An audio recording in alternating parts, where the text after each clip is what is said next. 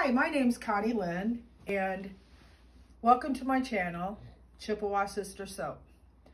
I remember not so long ago when I decided that I wanted to try making soap. I researched and read as much as I could, but everything just seemed so overwhelming.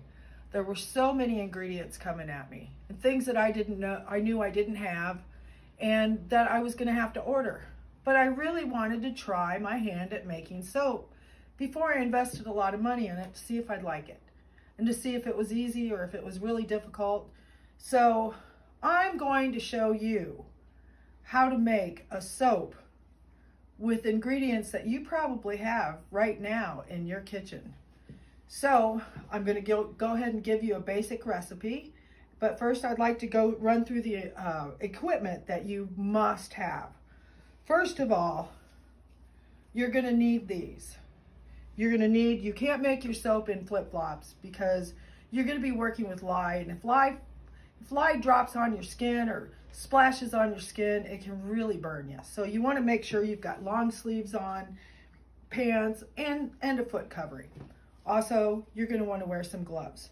Now, the most important thing that you want to do is get yourself a pair of these goggles here. They've got these, or they also have this style right here, and these you can go to Harbor Freight and pick these up for really cheap, but this covers everything. It covers your whole face, because I know I've got splashed in the nose before and burnt my nose.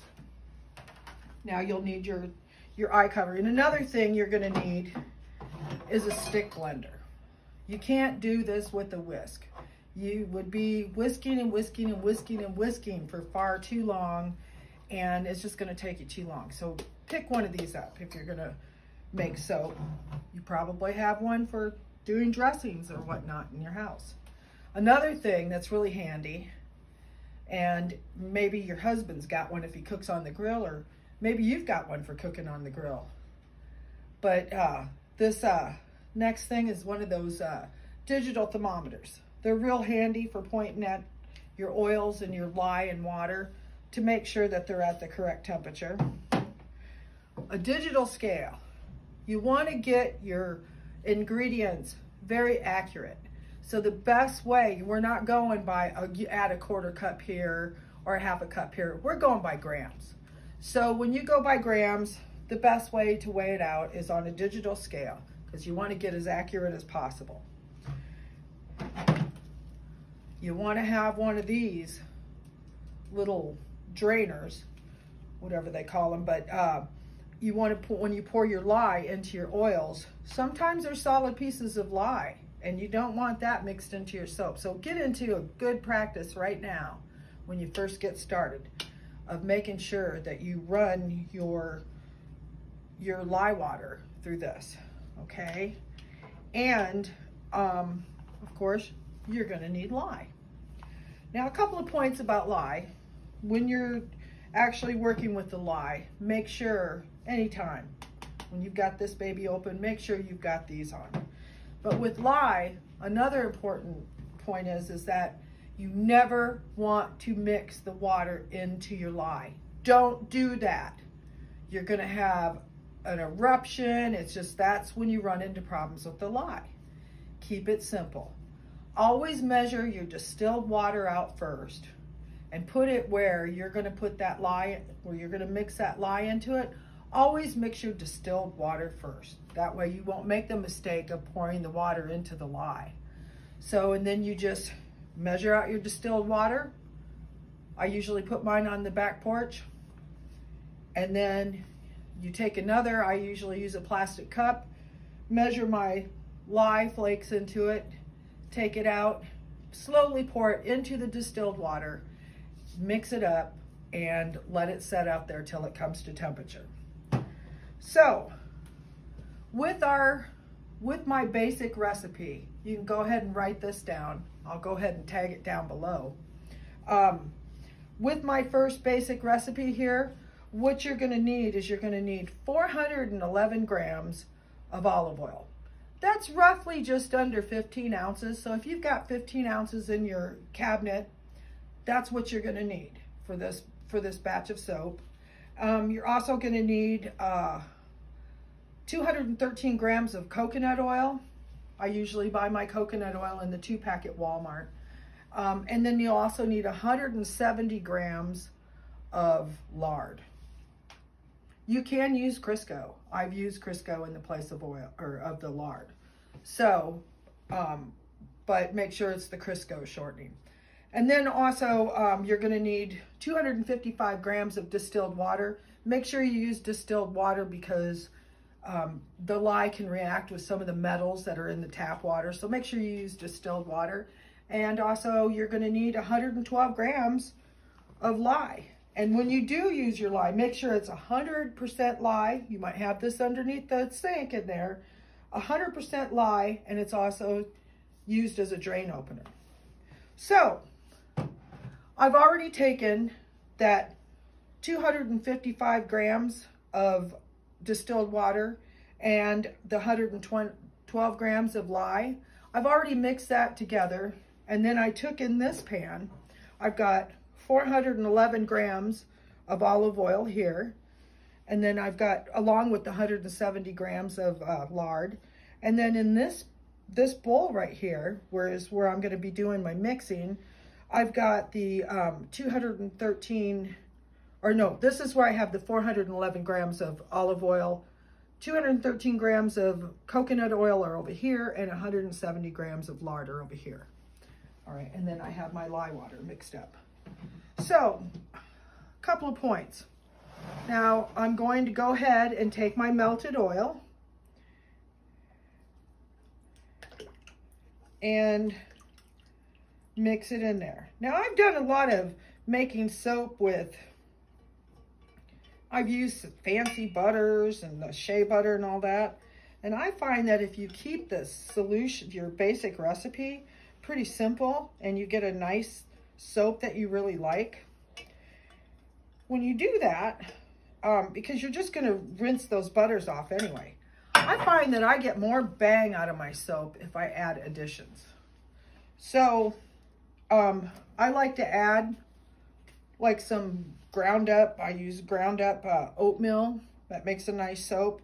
And over at Hobby Lobby, you can buy some like goat's milk. I like to add that to my basic recipe. And you know, when you first get started out, you want to do something pretty. Just because you're making a plain soap, you don't have to make it, it doesn't have to just be plain. You can add some color to it just to get your wheels turning a little bit. So what I like to use is I like to use a little bit of turmeric, which gives a nice yellow coloring, a nice yellow color. And I also add just a little dash of the ginger. And you won't smell this in there, but it's just going to add a really nice color and probably some of the properties that come along. Maybe there's anti-inflammatories in there, and I know we take turmeric with curcumin. I don't know if it works the same on the skin, but hey, I know it makes a wonderful soap. So with all that being said, let's get it going. I'm going to show you how I make a batch of soap with all the stuff from the kitchen. One other point, as you get into a little bit more, before we get started, when you get into a little bit more, not so much advanced, but when you start playing around with your ingredients a little bit, one thing that really makes your lather nice and creamy is castor oil. And you can buy this over at Hobby Lobby. They have it in bottles, but also you can go to Walmart in the pharmacy department and pick it up for $2 and something, and that'll give you a little bottle of castor oil to get started. Another thing that seems to make the lather so much better in soaps is when you add a little bit of sugar. So I go out and I gather my own maple syrup, sap, and birch sap, and I boil them. So I always try to add a little bit of birch syrup to my bars of soap, and that sugar boosts the lather and really gives a nice bubbly experience. All right, let's get it going. Enough talking already. So here's what I'm going to do. I'm going to put my goggles on, and we're going to get started making our first batch of soap. So I've got I've got my oils in here. We're not going to be adding any fragrance oil or anything like that because the soap has a really nice scent all of its own because of the oatmeal and the milk. So what we're going to do is we've got all of our oils there, and I'm going to test my temperatures.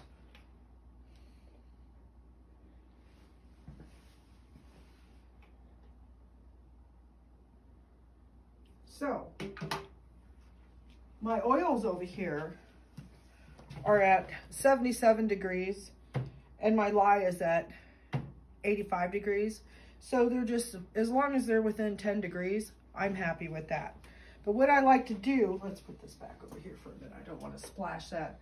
What I like to do before I add my oils is I'm going to go ahead and I'm going to add the oatmeal and the milk together and put that in there. And then I'm also going to add about a teaspoon, that's how I cook, about a teaspoon of the syrup. So, and I like to get any additives like that, except for the turmeric. I'm not doing the turmeric yet because we're going to do something a little fun with that. All right, so I'm going to mix that up before I add my lye. Just till it's wet. That looks good. All right.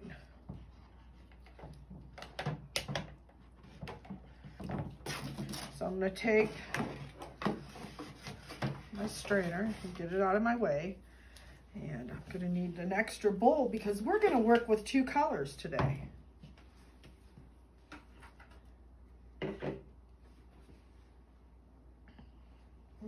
All right, so next up what I'm going to do is I'm going to add my lye to my oil solution. Running it through the strainer to make sure. And as you can see there, had I stirred that in, see the little chunks that are left in that strainer there? That would have been in that soap, little pieces of that. So that's what you want to try to avoid. It's a good thing we strained it. All right. So,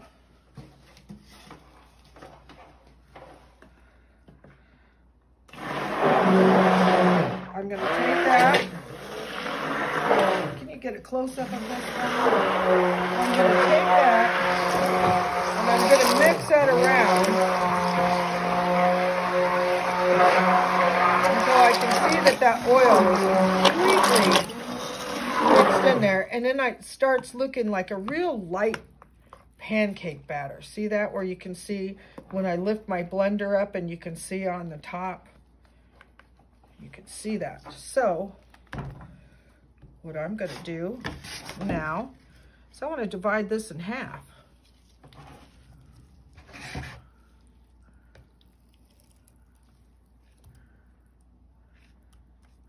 Keep some of that white. It's got the oatmeal in it, and that makes such a nice texture. I don't care how all these pretty colors and fancy soaps, when it boils right down to it, my favorite soap is the one that's got the oatmeal and the milk in it. Hands down.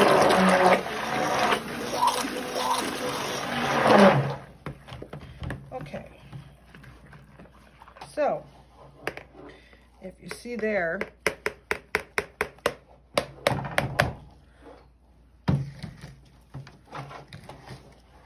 it's kind of hard to see in this bowl, but that soap there is definitely a little bit darker than the soap on the right, in the white bowl. Okay, so what we're gonna do is I'm gonna pour right down the middle. Let's start with the white.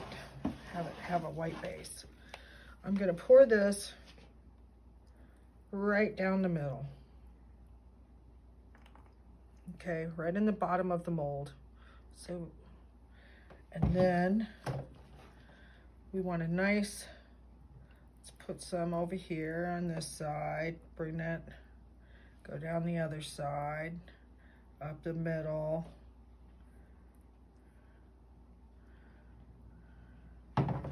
Sometimes you can't see all the colors that you have in here or how vivid your color is when you first mix your batter up. Your soaps. All right, let's pour the rest of this up here.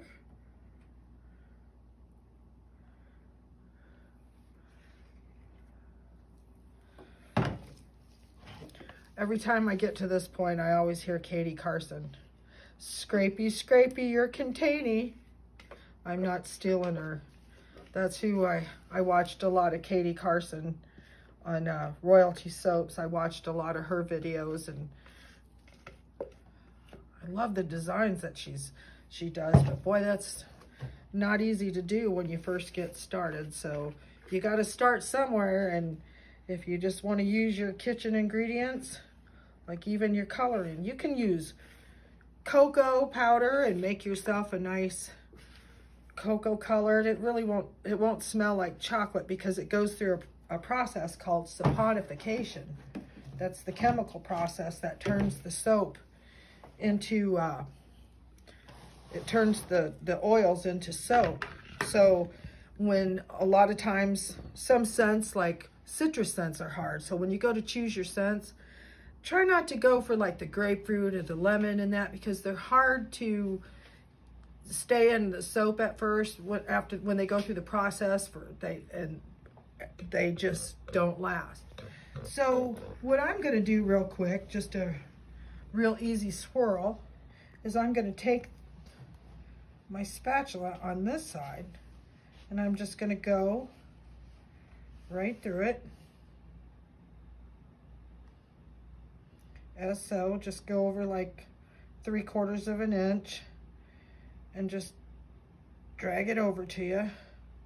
There we go. And then go ahead and take it and tap it.